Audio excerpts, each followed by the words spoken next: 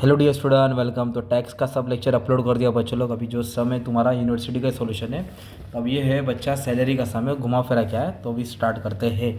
तो राकेश बंदा है, सेल्स में काम करता है। इधर कुछ इन्फॉर्मेशन दिया है तो टाइम पास किए बिना स्टार्ट करता हूँ। Assessment year 24-25, previous year 23-24, illegal status individual, residential डाल दिया, रेसिडेंट नॉन रेसिडेंट। तो इनकम फ्रॉम सैलरी का सम है। तो सैलरी में दो डिडक्शन होता है, प्रोफेशनल टैक्स और स्टैंडर्ड डिडक्शन।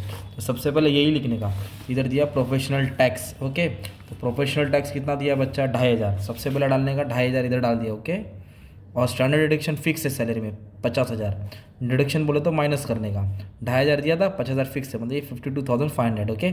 ऊपर वाले से माइनस करेंगे तुमको नेट सैलरी मिलेगा। अब ये बंटी है ना जो राकेश, उसकी बेसिक सैलरी दी है 15,500 पर मंथ। तो इधर आप लोग लिखेंगे बेसिक सैलरी, क्या लिखेंगे, बेसिक सैलरी 15,500 पर मंथ। मतलब 15,500 को इंटू क्या करेंगे, 12 करेंगे, ओके। तो 15,500 को इंटू 12 करेंगे तो आ जाएगा कितना है भाई, 1,86,000। ये क्या हो गया मालूम है, सैलरी, बेसिक सैलरी हो गया। फिर बोनस मिला उसको 50,000। तो बोनस रिसीव लेने का, अगर बोनस डिक्लेयर बोला रहता तो नहीं आता। तो इधर लिखेंगे बोनस रिसीव, क्या हम लिखेंगे, बोनस रिसीव, मतलब बोनस आया 50,000। तो डायरेक्ट इधर 50,000 हमने लिख दिया। फिर बंटी को क्या मिला, डीएनएस अलाउंस 2,000 पर मंथ, मतलब कंपनी इसको डीएनएस अलाउंस भी प्रोवाइड कर रही है जो सैलरी के साथ दिया जाता है। तो ये भी सैलरी के हेड के अंदर आएगा, ओके।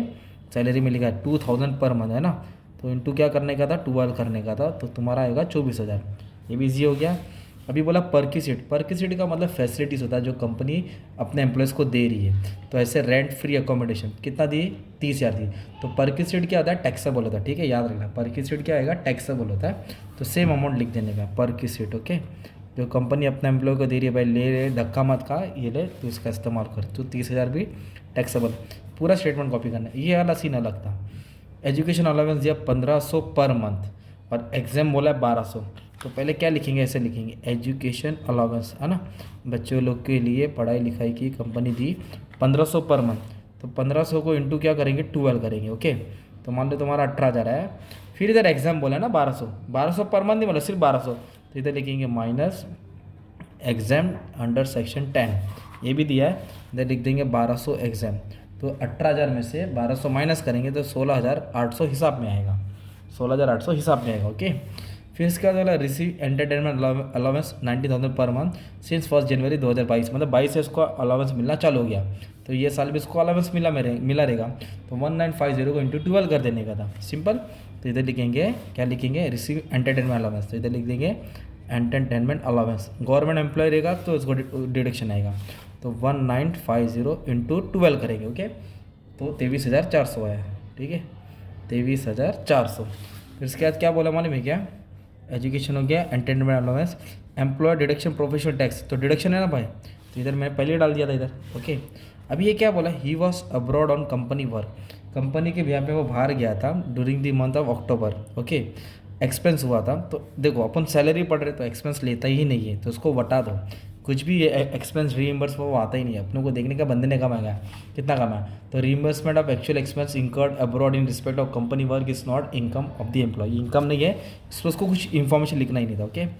बाद में क्या बोला है, motor car is provided for both official personal purpose with dress, perquisite value of car कितना दिया, 15,000। तो कंपनी उसको क्या दे रही है, कार दे रही है, क्या दे रही है, कार यूज़ करने दे रही है। तो वो भी कैसे है, हिसाब में आएगा। कितना दिया कार, उसको 15,000 दिया है। तो सेम इधर लिख देंगे, ओके। तो परक्यूसिट ऑफ कार, तो कंपनी इसको कार प्रोवाइड कर रहा है, परक्यूसिट ऑफ कार, ओके। तो कितना कार दिया, 15,000 दिया, ओके। ये सेम एज इट इज़ लिख दिया। तो क्या किया मैंने, जो जो था हिसाब में आएगा वो सब लिख दिया, जो नहीं आएगा उसको छोड़ दिया, ओके। अब उसके बाद क्या करना है, इसको आपको टोटल करना है। तो आपको मिलेगा ग्रॉस सैलरी, क्या मिलेगा, ग्रॉस सैलरी। तो ये जो टोटल आएगा उसमें तो 52,500 क्या कर दो, माइनस कर दो, ये भी ले लो, है ना, माइनस करेंगे आपको मिलेगा नेट सैलरी, क्या मिलेगा, नेट सैलरी। तो इसका आंसर कमेंट में डाल दो। ये सब ऐड करेंगे और ये 52,500 माइनस कर देंगे, ठीक है। ये जो भी आंसर आएगा कमेंट में डाल दो। तो ये 12 मार्क का सम आया था। तो इसके अलग अलग टाइप के भी सम आ चुके थे, जैसे कि और एक सम तुमको करा देगा। जैसे एक सम और रेडी है, सुनो। बेसिक सैलरी मतलब बंदा है हैंडीकैप बोला, ठीक है, ये थोड़ा बड़ा सम है, computation total income. Basic salary 7 lakh, तो 7 लाख लिखा। फिर इसको डीएनएस अलाउंस मिला 3 लाख, मैंने 3 लाख लिखा। फिर बोला हाउस रेंट अलाउंस 90,000, एग्जाम 29। तो 90 में से 29 माइनस करेंगे 61 आएगा। फिर बोला रीइंबर्समेंट मेडिकल एक्सपेंस, तो 22,000 ये टैक्सेबल है, ये भी लिख दिया। मेडिकल कहता है ना, इसके लिए आया, बाकी का एक्सपेंस नहीं आता है। पर किसी मिला गाड़ी दिया 40,000, अभी तो बताया, वो भी आएगा। एंटरटेनमेंट अलाउंस मिला 60,000, ये भी आएगा। ओके, ये सबको ऐड करेंगे, ये टोटल आएगा ग्रॉस सैलरी। ये डिडक्शन अंडर सेक्शन 16 डालेंगे। स्टैंडर्ड डिडक्शन फिक्स है 50 तो लिखना ही है। प्रोफेशनल टैक्स भी दिया ना यार 2,500, 2,500 भी माइनस करें, तो इसको सॉल्व करके तुमको मिलेगा इनकम फ्रॉम सैलरी। आपको जो क्वेश्चन है ना एमकॉम वाला, वो इधर ही तक आया था, राइट, इधर ही तक आया था। पर सर क्या बोला, इसको अदर सोर्स भी मिला है, मतलब इसको डायरेक्टर का फीस आया, डिविडेंड आया, म्यूचुअल फंड का अवार्ड आया, बेस्ट सिटीजन अवार्ड आया, गिफ्ट आया। तो ये 5 को अदर सोर्स बोलेंगे, तो नाम इधर लिखा। डायरेक्टर का फीस टैक्सेबल होता है, डिविडेंड फ्रॉम फॉरेन कंपनी भी टैक्सेबल है, म्यूचुअल फंड का डिविडेंड भी टैक्सेबल है, गवर्नमेंट से अवार्ड मिला एग्जाम्प्ट है, इस पर टैक्स नहीं है। गिफ्ट मिला दोस्त से, वो भी एग्जाम्प्ट है, क्योंकि गिफ्ट कितना मिला 10,000 मिला, 1 लाख से ज़्यादा मिला तो टैक्सेबल रहता है। तो ये हो गया तुम्हारा अदर इनकम, ये हो गया सैलरी। दोनों को ऐड करूँगा तो टोटल इनकम आएगा, क्या आएगा टोटल। अब ये हैंडीकैप है ना 65%, तो हैंडीकैप का कंडीशन क्या है, ये देखो हैंडीकैप का कंडीशन क्या है।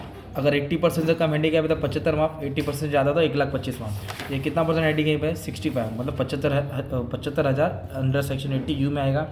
और इसने क्या भरा, मेडिकल पेड बोले तो इसने पैसा कंट्रीब्यूट किया, अपने मेडिकल इंश्योरेंस में इन्वेस्ट भी किया रहेगा, जो डिडक्शन में आता 22,500।